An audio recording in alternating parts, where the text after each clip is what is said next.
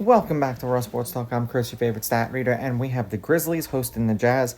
And the Grizzlies are 13-point home favorites. The over-under is at 243.5. The Jazz are plus 575 on the money line, and the Grizzlies are minus 850. Now, these are the overnight odds. They're going to change the closer we get to tip-off tomorrow. And I'm going to say this in every Jazz, Hornets, Pelicans, and Wizards game. I'm more so surprised when these teams win because of where they are as far as the ping pong balls are concerned. These teams have played each other twice this year. The Grizzlies won both games, 126-124 in Utah, and then 125-103 in Memphis. Lineups, this is also something else that's deeply irritating when it comes to the NBA. These teams have 30 minutes before the game to confirm who's going to play. This is almost like the MLB teams waiting until an hour before the game to scratch a starting pitcher, and then you bet the game only to find out that he's not going to play, and you're furious.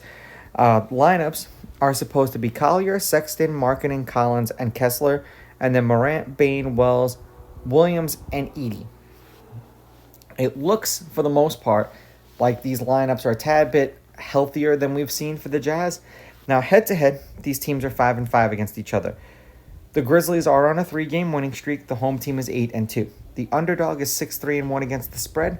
The favorite is 7-3 on the money line. The over is 6-4, and the under at 243.5 is 7-3. And now looking at the lineups, I understand, or the projected lineups, I understand why they set the over/under where they set it. The Jazz are 2-8 in their last 10, 7-3 against the spread. The over is 6-4. They've covered their last 2 games. They have lost their last 6. 247, 227, 248, 222. 3-point loss to the Wizards, covered. Then a 9-point loss to the Raptors, they did not. 4-point loss to the Sixers, they covered. And then a 6-point loss to the Celtics, they covered. The last 4 games that they played, they were on the road. For the Grizzlies, 5-5 in their last 10, 1-8-1 against the spread. The under is 6-4. The under is hitting their last 4 games. They've won their last 3 games.